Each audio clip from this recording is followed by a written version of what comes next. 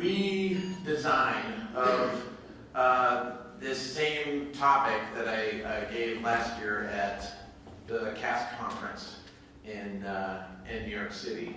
I redesigned it mostly last night with new stuff. And one of the things that impresses me about how difficult this is it's very hard to show testing. I think that's one reason why you've never seen a reality show called Wild College Girls Study Hard and Get a Degree. You know, that would be a really boring reality show. It looks like she's studying again. It's economics today. She just turned a page. Look at her learn. No one would watch that show. It immediately canceled.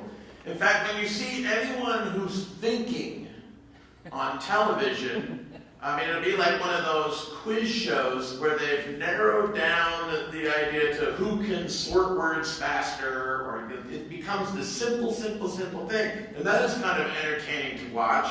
Like who can count to 10 faster, or who can rearrange the letters or find the anagram. But when you have complicated intellectual things, it's very hard to make that cinematic. And that's why when we talk about testing, on any podcast where you hear people talk about testing, they're rarely talking about the nitty-gritty details of testing. Because as soon as you start listening to that, if you really enjoy testing, you'll probably say, I'd rather be doing this than hearing people, moan and grunt about it. I'd rather be doing it myself.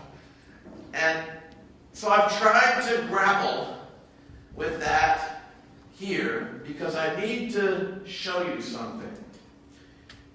Testing is not a thing.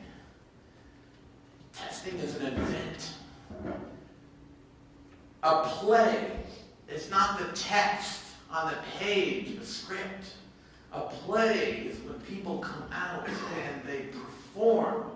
Shakespeare is utterly boring to read. Oh, it was just like taking pine needles and rubbing them up and down on my face when I first encountered Shakespeare. Just like get on the ground and just rub your face in the dirt. That's what it was like. And then I saw Kenneth Branagh, who every time I see James Lindsay, I think, it's Kenneth Branagh. Kenneth Branagh do Henry V, and suddenly Shakespeare became this living fruit with juices that I could eat like a strawberry, and it exploded with flavors. Then I went back and read Shakespeare, and I could feel it. It made it alive for me to see it performed. Anyone who loves Shakespeare knows that the performance is about 75% of what's amazing about Shakespeare. And then the concepts are there too. But it's a little like, instant coffee. You could munch it, and just eat it. But when you stir it into water and heat, and then you smell it, and So I'm going to try to capture some of this, and here's what I've done. Because actually demonstrating sophisticated testing takes a long time. James will take his whole talk doing that. I'm going to make this little video here. I made a little video. It's a little 35-minute video that I'm going to show you in about 1 minute. Something like that. There we go. I'm going to introduce you to a little product called Focuswriter that I use in my classes, one of many little applications. It's a real application. And it's a word processor that's supposed to not have a busy user interface so you can focus on writing your great novel. Now, novels have scenes in them. And one thing that novelists like to do sometimes is to get an overview of their scenes and be able to move their scenes around. People who write plays, people who write novels. Shakespeare would have liked this, I would think. So here's one little feature of this program. Let's move on. This. If I type in some text, and then I go to the side here and open up the side panel, that's called the scene list, or I call it the scene selector panel before I knew it was called the scene list. And it'll show me a list of all the scenes in my file. Now, if I just type one word, then it just says that you got one scene and it's got one word in it. If I type in more than one word, and I put in a scene divider, which is the double hash mark here. I can go to the preference screen and change it, but by default it's the double pound there. Now I have two scenes, and if I open up the thing, you see that I've got right there. Now there's two scenes in my novel. So I set myself the task of examining, exploring, and testing the scene selector panel in FocusWriter, which was not documented at all. In fact, when I first saw it, I had no idea what it is. And then I put some text in, and it started dawning on me what it was. It took me about 30 minutes of using FocusWriter in general before I figured out what this thing even remotely did. And once I had that thought, then I said, I'm going to test this. And here is me testing it. Here's what it looks like. Okay, this is 35 minutes, going by really fast. Now, even at this speed, you can get a sense of what my testing performance was like. You can tell what I'm doing, right? You can tell that I'm exploring the limits of text, what happens if I put really long words in, how much text is actually displayed in the snippet. I move things around. Here's one. I went and got Three Musketeers from the Gutenberg library, and I dumped that in because I wanted to stress it a little bit, put in a huge novel and see if I could put some scenes in and find out what would happen. If you've ever tested before, then you know what kinds of things that I did, and you're seeing them. I just want to freshen that idea in your mind right now. Because here's a big problem that we have in our industry. Huge problem. When management and when non-testers think about testing, they immediately bring to mind utterly simplistic concepts of something's in a spec, I go to the system, I press a button, I type 1, 2, 3, I press another button, I see if the title of the window is 1, 2, 3. That's testing. What's more to say about it? It's immediately this utterly simplistic idea. It's like someone thinking, what do police officers do? They chase the criminals in their cars, and then they find them and they say, you are under arrest, and the criminals go, I am under arrest. And then you put them in handcuffs, and then you take them, and then you put them in jail. That's all there is to police work. Just that. Nothing about all the paperwork, nothing about due process, nothing. These simplistic fairy tale, cartoon, two-dimensional ideas, we testers are constantly confronted by people who think there's no skill at all in testing. There's no complexity at all.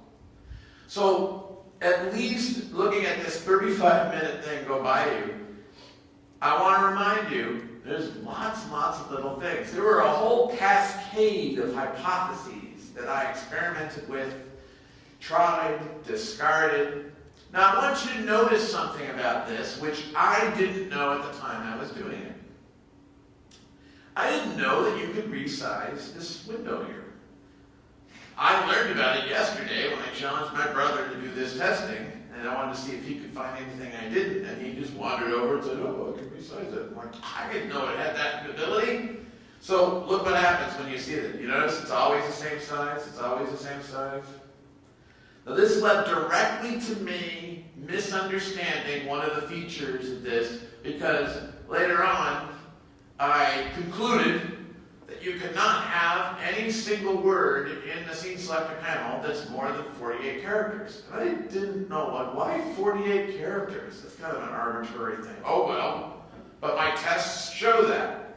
Well, I found out yesterday in my tutorial where I had a whole room of people testing this, that it was only 48 because that happened to be the size of the window. If you change the size of the window, it changes that feature. And that solves a mystery of why it was 48. Oh, okay. So there's a more general principle there.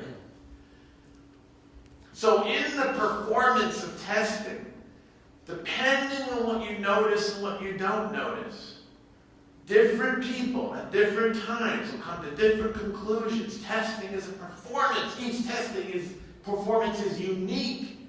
Maybe you will see everything important and maybe you won't. What does that mean about skill testing? It means that to be a skill tester is to grapple with that variability, that subjectivity, and not to find everything.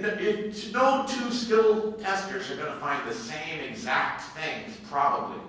But two skilled testers will, over a reasonable period of time, both find the important bugs and some set of less important bugs and features. And two skilled testers know that if they put their heads together, or if they test together, they're much more likely to find more stuff. And the really skilled testers, and I count myself among those, know that even if I pair up, even if I test with someone else who's not a skilled tester, they will find something that I haven't found. That took me about 12 years before I realized I could be a better tester even if I'm testing with a janitor or my sister who's never coded before, or anybody makes me a better tester just because they're there, just because they blunder around a little differently than me. So with this idea in mind, I'm going to examine this more deeply. Through the course of about 3 hours of analyzing this, I wrote essentially a specification for this. Now, there's lots of inaccuracies in this, I have since discovered, but if you'd asked me at the time, is this absolutely completely correct? I would have said, no tester is going to say that this is absolutely completely correct, but I'm probably really super good. But now I know, as of yesterday, because I had a room full of people spend 30 minutes analyzing the same thing without showing them this, that there were at least 9 other elements that they caught that I missed. Of course, there were some things I caught that they missed. They only had 30 minutes. I gave myself hours. But they caught some things that I didn't catch, so now I can make this list even better for the next group to come by. So through my process of analysis, my performance of my craft, without being told what the product is supposed to do, one of my skills in performing testing is to observe behavior and then conceive of concise statements in my language I'm using. And I specialize in English. That's my, I'm monolingual. Okay, or American, as they say. I watched my brother do this yesterday, and it was interesting to see how I just challenged him to write a spec. And at first, the first 5 minutes maybe, he was kind of stumbling for words. He would say really general things. This thing does stuff with text, And then there was a click, some kind of click. You almost felt it. And suddenly he was saying these really precise functional statements, which also says that testing as a performance requires the tester, just like an actor, just like a singer, to warm up. You got to get your juices flowing. Never judge yourself by the first few minutes of your testing. Do you feel cloudy? Do you feel stupid? Here's the difference between a sophisticated experienced tester and a novice tester. The novice tester will think, oh, that must mean I'm stupid. That must mean I can't do this. The experienced tester says, just go wait for some coffee to kick in. It'll be okay. In 15 minutes, I'm going to start to feel smart. Let the 15 minutes go by. Or sometimes, for very complex things, let the 15 hours go by before you start judging yourself. You've got to learn that your mind is kind of like a steam engine, one of those old steam engines. I mean, today we turn a little key in our car and the thing starts right up and we go, we're like the Jetsons. It's amazing. But imagine what it was like to commute to work in a steam engine railroad car where you say, it's time to go to work, and the first thing you do is go, I gotta shovel the coal in and I gotta get it going, and then the boiler has to heat up to the critical temperature, but not too hot. And, this is a little rusty, I gotta oil that. That is how a sophisticated tester has to treat their mind. Your mind is a fussy, fussy instrument, not something that you just go, test, find bugs, brain, go. And every steam engine is different, and every mind is different. So my mind, once it got up to speed, I was cranking it, put a bunch of this stuff together. The filter's not case sensitive. If there's no scene divider before the first scene, and then you try to move the scene, it automatically puts the scene divider at the beginning. I discovered lots of little features, and 18 of them, and there's 9 more that I have to add to this that I didn't notice. But I went beyond that.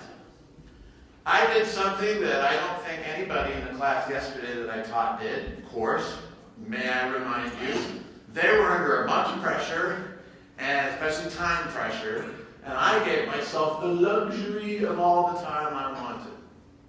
What I did is I decided I wanted to experiment with deeper testing, so I constructed a program that created a very highly patterned data file, which had, because of its pattern, the ability to help me precisely test the filter operation and the reordering operations of the scene list. Because everything was numbered just so, I could run that filter. Let me show you what this actually means. Just run this right now. I actually have Focuswriter running right now. And here's the special file. The special file that I constructed. I'm sorry, the font's kind of little. Here's the scene list. Now, because of the program I wrote, I created basically, I think it's 5,050 scenes in this simulated novel. Now, if I type into here 05 dot there's 1, 2, 3, 4, 5 scenes that start with the code number 05, which makes sense because I designed my special file so that whatever the code number of the scene is, there's that number of sub-scenes. So I type in 06, I should see 6 of them. 1, 2, 3, 4, 5, 6. So I can tell that the filter is working correctly. A novice tester might put a bunch of text in, type some word, and go, well, something seems to have happened, so I guess it works. But I have precise knowledge that this particular thing works. And I know you can't see very well, so I'll just say, they're also in order. Scene 1, sub-scene 1, sub-scene 2, sub-scene 3, sub-scene 4, sub-scene 5, sub-scene 6. But they are randomly distributed through this very large document. So the filter had to have gone through and searched all this text to get to here. Now, that's a part of a test performance, thinking about specific test data. Here's the code that I had to write to do that. I've zoomed in on part of the code. Now, my general question for you is, for both of these things, is this a test case? Is it a bunch of test cases? Is it a collection of test cases? Do you notice it says test ideas there? That's my embedded documentation for any tester that comes after me who wants to retest filtering for regression purposes. Is each of those test ideas a test case? Or are they all together a test case? Or is the file a test case? I'll give you a hint about what my opinion is. It's pointless to talk about test cases if you want to talk about real testing.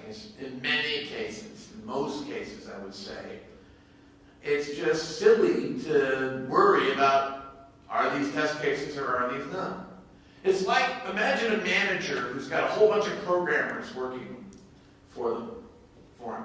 And he says, I see you've got all these programmers and they're creating files, and I see you've got a website, and the website's coming together, but I have to know, programmers, how many files did you create today?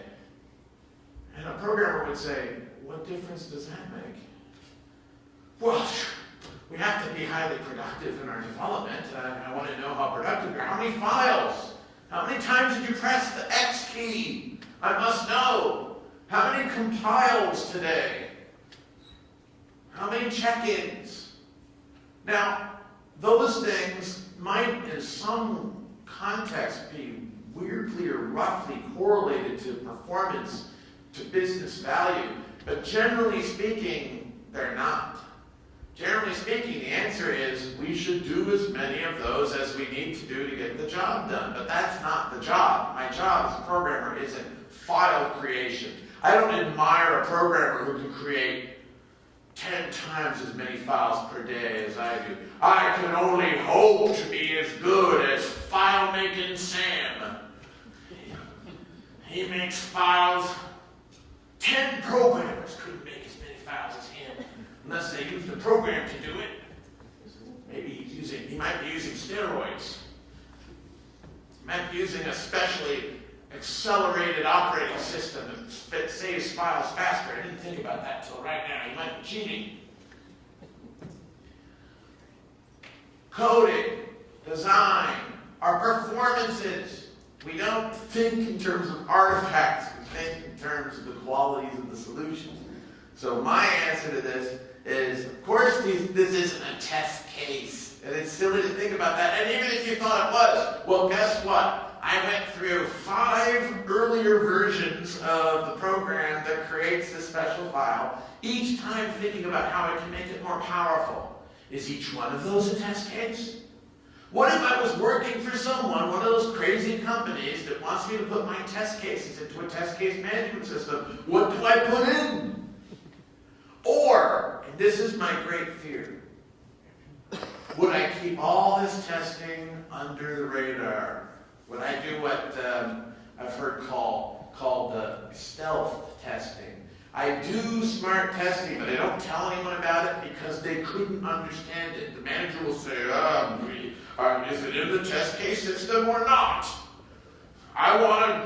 Where is it in the graph that graphs the pass and fail rate? They don't see your work. Maybe it's just easier for me not to tell you how I tested the product.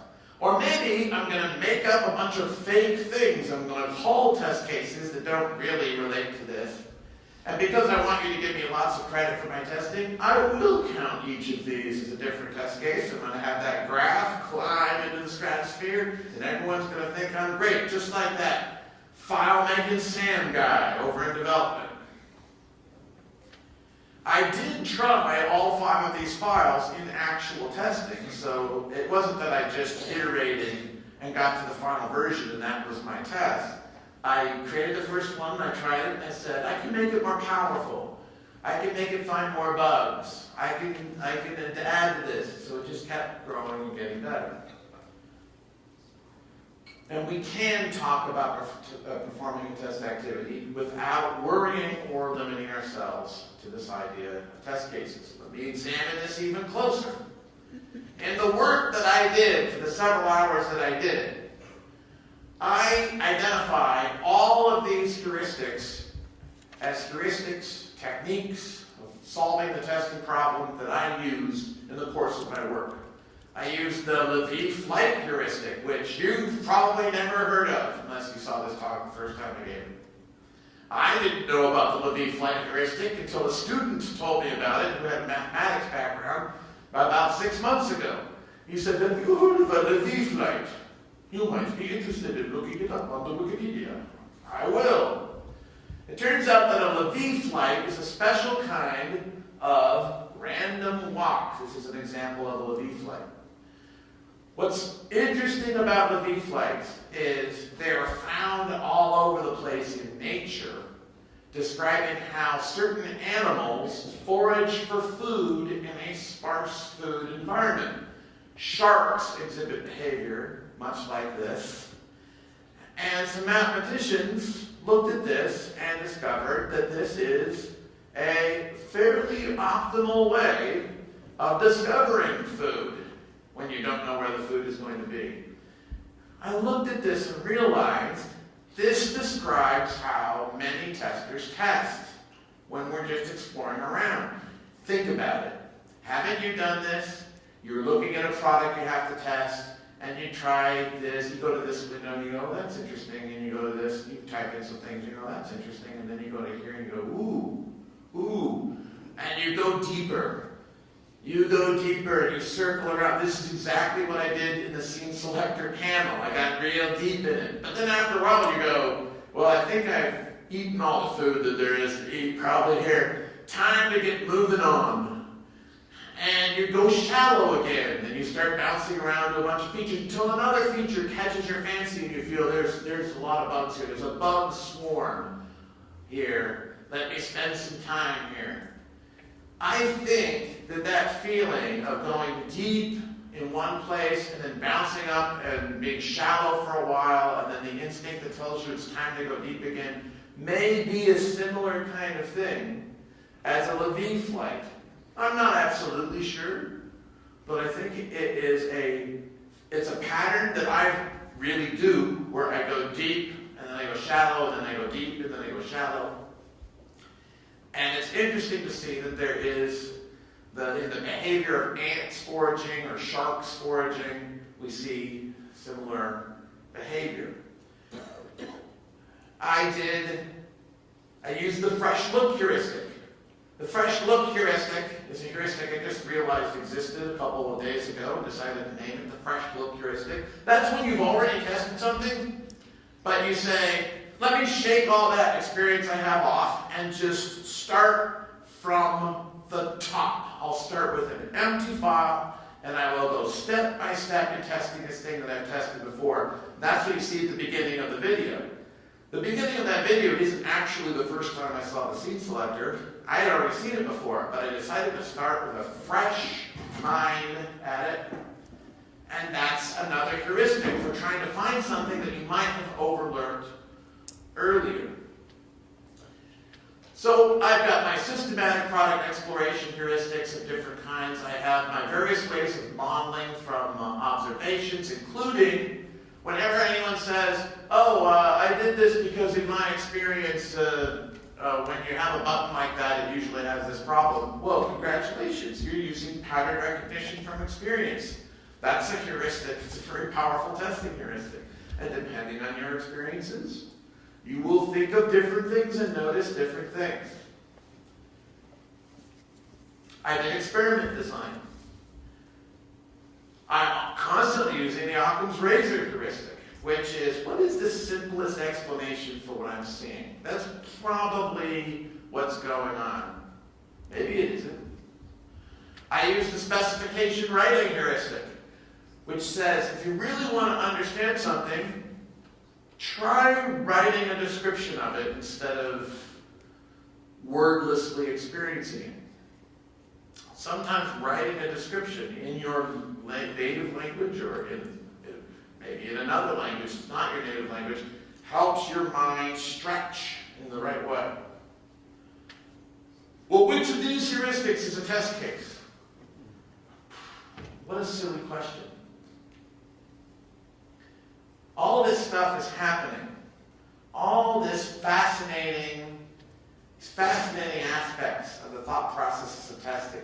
And for the most part, testers don't know how to label these things. And I'm not saying that my way of labeling it is the only way of labeling it or the best way of labeling it. I'm just saying, shouldn't you have some way of putting into words what your skills are as a tester, what your practices are? If you have no way of doing that, people who don't have the same experiences as you will conclude you are doing nothing. They'll conclude that everything you're doing is purely arbitrary and it's just luck that you happen to run into a bug. And I regularly teach people who they honestly think that it's just luck. They just are really lucky that they run into bugs. And then I watch them test, and I see that they're using specific heuristics, that there's specific reasons that I can identify and show them why they're finding more bugs than other people. It's not just that they're favored of the gods. It's not because they, were attacked by a bug in the crib and they strangled it, and then the bug was sent by Hera, but it turns out they're the son of Zeus. to the super tester. You know, that people come up with various things. They just say, I just was born as a good tester. I just have it. They just call me Testing Sam. I'm just a good tester. I was always breaking stuff when I was a kid. Remember, you don't really break anything. It's already broken, but it's fun to say that. When you consider where is the testing, you find that the answer is interesting, complex, and we need to learn to grapple with it. How much time do I have, Graham? Oh, good. All right. So, I'll say this at this point in the talk, because I forgot to say it earlier. I actually enjoy being interrupted with questions and challenges at any time. So, if anyone is burning with a like, how dare you say that, sir? I shall challenge you. Then, by all means, raise your card and I'll deal with it.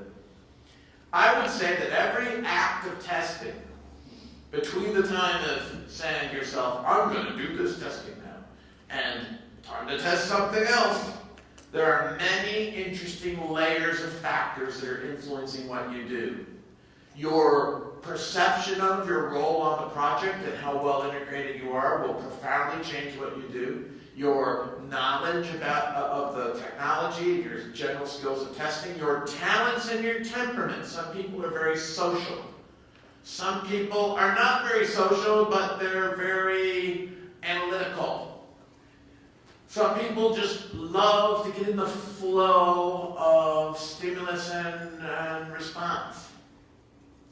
Your talents and temperaments will color any testing performance that you do. The same way that a different actor dealing with the same role is going to have a very different feel. Now, all those things, the two things at the top are different because they involve specifically doing something, whereas the other things involve very subtle factors that influence action. I want to focus on this tester's enactment of a specific test idea. Now, some people, many people, when they think of testing, they think all testing is just this one layer, the tester's enactment of a specific idea. And it doesn't matter who you assign the test case to, they're all going to do the same thing if they can read. So the first thing to recognize is, and you can check this for yourself, don't take my word for it, watch people, watch them, and see that there are all these other things going on. Now, there are people in the room who are qualified to contradict me if they think I'm wrong. People who are famous testing coaches. Hillary, talent developer, lately of eBay. Okay? Steve Green, famous testing talent development. James Lindsay, how many people have you taught to actually practice, get their hands dirty? If you think that I'm talking nonsense, I want you to stop me and say, no, sir, I say no. I will take your silence as assent. Now I have to just go fast so you can't contradict me. We're just shy.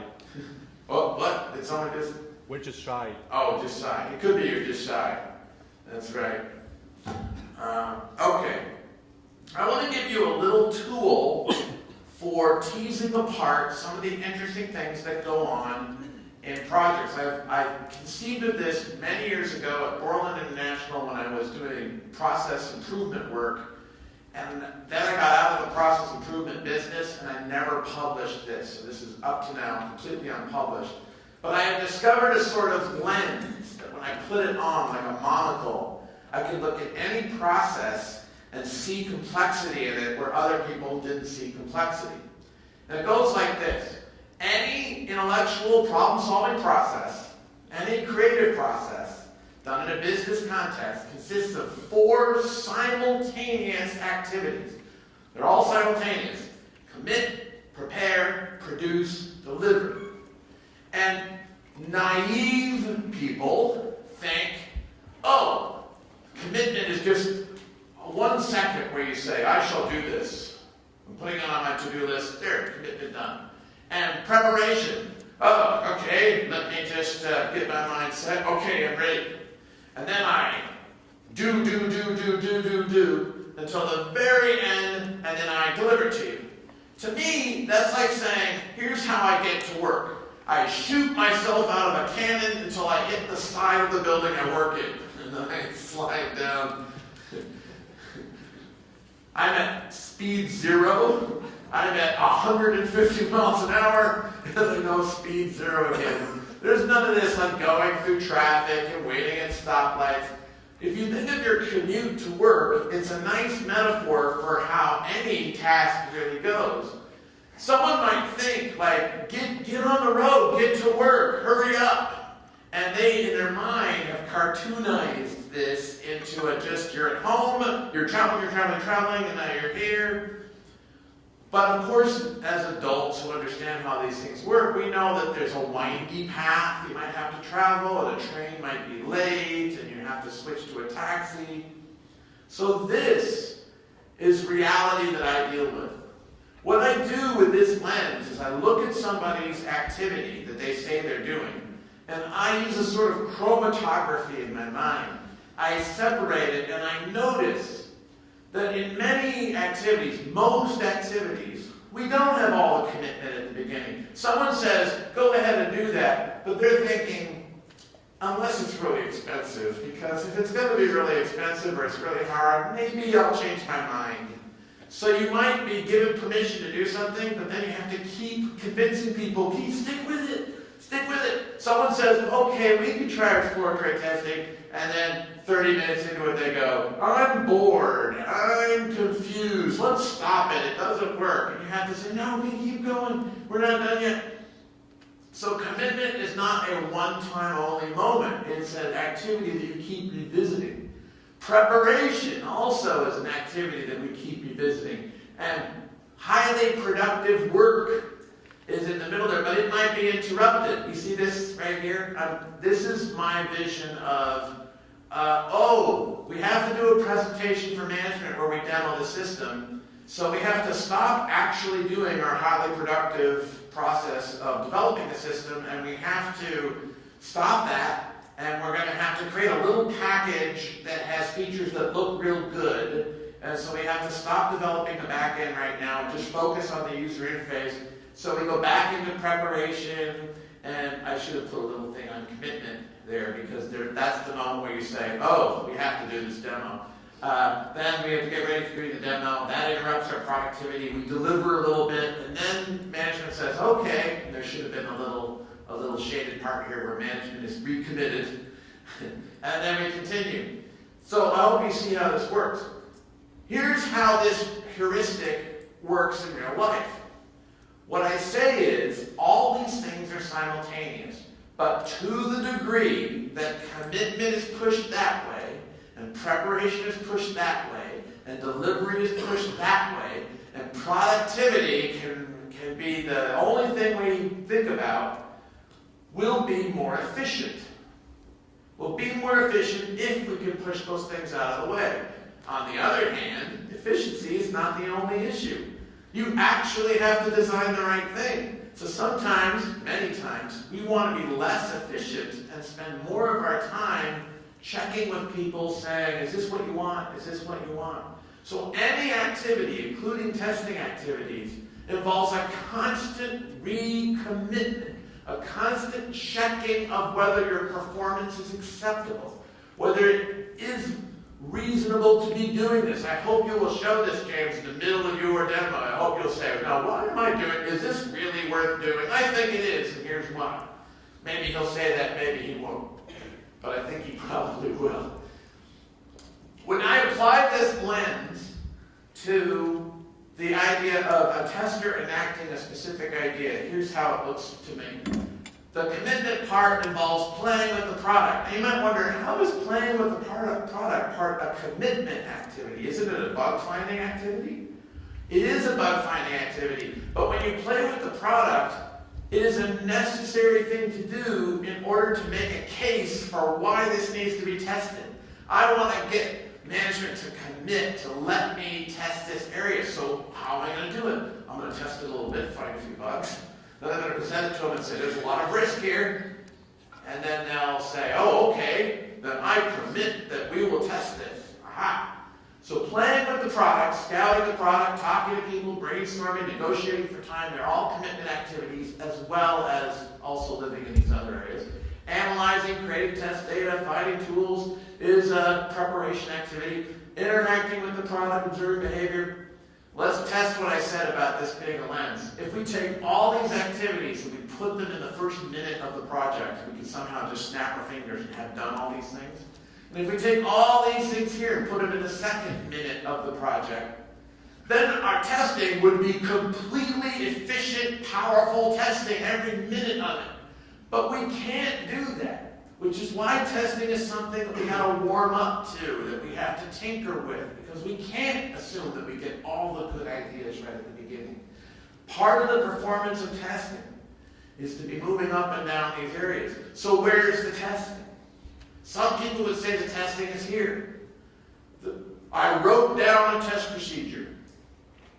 Now, a test procedure, of course, can be created and not written down at all. So someone might say, whether or not you wrote it down, if I ask you what your test procedure is, I will point at that and say, that's a test. If you show me it in documented form, I'll point at that and say, that's a test. Well, obviously, I think that's very naive. That's like looking at a Shakespeare play written down and saying, well, that's it. That's Shakespeare right there. That's all you need to know. And to me, it's a dried husk of Shakespeare. Well, maybe it's this then.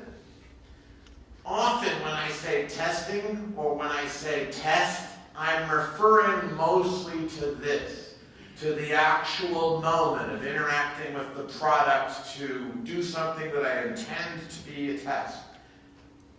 But I have to remind myself, because we have no real good language for this in our community, that this is tied in with all this other stuff, that every, quote, test actually may involve every single one of these things. When I say I'm testing, then, I don't just mean, look, I'm sitting in front of the computer looking for bugs. I might be studying a spec, and someone says, are you testing? And I go, yes, I'm testing. But even I have trouble with this, because even I sometimes fall into saying, I'm reading the spec, but I'm not really testing yet. I haven't really started testing. What I mean is I haven't really started the formal test performance. I haven't really started the interactive experiment part of the testing. But it's clunky to say that. So that means that word testing is kind of overloaded in our mind. We keep using it to mean different things. But at the very least, can I please implore you that when you say test, start thinking this way. A test is the moment of performance, of a human performing. You can't have a test unless a human is engaged in that. Even if you have a tool that's helping you test, are you engaged in interacting with the tool? Are you engaged with knowing when to start the tool and how to use the tool and how to know if the tool's working or not working? Then that is the testing. If I have all these automated checks and I hit the button to do the automated checks and I have no idea, I have no idea what this checking system does, and if it says, oh, this check failed, I have no idea what it means or what to do or whether it's a bad bug or a good bug, then I'm checking without testing and I'm adding zero value to this whole process. I'm a human finger that has just pressed the button and that's all the value I have. But in competent testing, checks are embedded in this envelope of tester wisdom, tester understanding, tester control. In exactly the same way that your car is embedded in your ability to drive it. Your knowledge of when you should go slower or faster. And that's why I really think these self-driving cars on open roads are not going to, we're not going to ever see them. Really. First time that there's a bunch of blowing leaves, and then a car goes crazy because leaves blew into its little radar thing and got stuck. And then a bunch of kids get killed because the car goes crazy. It's going to happen. people will go, oh, maybe we could have humans in the loop just like with airliners. So when I think of testing as all of this stuff, I sometimes, in certain contexts, will refer to testing here, but I usually will say interactive testing, or I'll say testing performance, or I'll say did the test, and I'll be referring specifically to this. But I will never refer to that as that's the testing right there, and all this other stuff is just a waste of everybody's time. And that brings me to something I could have defined at the beginning of this presentation, but I decided to wait till now. What do I even mean when I say test case? I've worked with different definitions over the years. This is my favorite definition right now that I don't think test case is an interesting idea that I want to use anymore. I'm going to define it as this. I think this is what people really mean. Everyone who uses test case uses some variation of this. Here's various variations I found online. A set of ideas, instructions, or data to aid testing some part of the product in some way. Any definition of test case I've ever heard fits this to some reasonable degree. But testing cannot be encoded in these ideas. That's the key thing. That's the key thing to understand. You cannot encode testing. You cannot take the good stuff of testing and turn it into a string of bits any more than you can take mothering and turn that into code. I mean, if we could turn good mothering into code, there would be a huge industry now of mothering software. Are you a really horrible, abusive parent? Just run this software and your children will praise you to the skies as they're getting their Nobel Prizes. Auto Mother 2.0.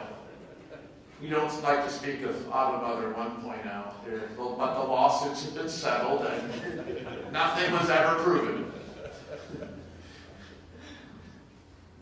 My last point. Every aspect of testing has a tacit and an explicit element. I urge you all to read the book Tacit and Explicit Knowledge by Harry Collins. I think so much of this sociologist that Michael Bolton and I made a pilgrimage to his house in Cardiff and heard him tell Monty Python jokes, and we tried to quote his book back to him that we were studying on the train on the way over until he said, "You know my book better than I do." We were very excited to meet this fellow because he changed how we think about testing. Harry Collins has given me the ability, it's almost like I have ultraviolet vision now. I look at any activity. I'm going to look at James Lindsay's work, and I'm going to see tacit elements and explicit elements. The explicit element of work is the element that can be reduced to a string of bits. If it cannot be reduced or represented in the form of a string of bits, it is tacit. It is unspoken, unseen, but it may very well exist, and a lot of that exists. I find this metaphor to be very powerful. The explicit part of our work is like buoys on the top of the water, marking where the crab pots are that are catching crabs. We can't see the crab pots, but they're really there. A lot of the secret of my success, the reason why people like me, when they like me, when I teach classes, is a lot of what I love to do is I'll teach a class and I've learned to see people's hidden abilities. And I just go there and say, I give them a buoy. I string a little wire to it and I put a little word. I give them a word and they say things like, "Oh, I always did that, but I never had a word for it."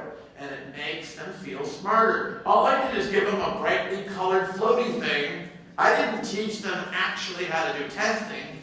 I helped them understand where their testing skill already lied underneath the dark waters, the wine-dark sea. This is a way of joining explicit, and tacit. We have these tacit skills, but to be protected, to protect ourselves, to stand up for a better craft, to move context-driven testing forward, we need a way to take the explicit ideas and marry them to the tacit ideas. Just remember that the buoy doesn't do the testing. The crab pond does. So no amount of buzzwords are going to make you a good tester. You really need to develop those skills. Here's my last slide. As of middle of last year, in the rapid software testing methodology controlled by Michael Bolton and I, in our little world, we've decided that we don't need test cases. We don't speak of test cases in our methodology, and we don't miss them. We talk of test activities, test strategies, heuristics, procedures, all these other things. But we find that, and I'm not saying that test cases are harmful, and I could use the phrase of not be harming myself. But I find I just don't need to talk in terms of test cases. And because a lot of the industry is obsessed with test cases, and I think it's distracting them, Michael Bolton and I have decided we should probably stop talking about them and just keep referring people to the performance aspects of testing. That's my talk.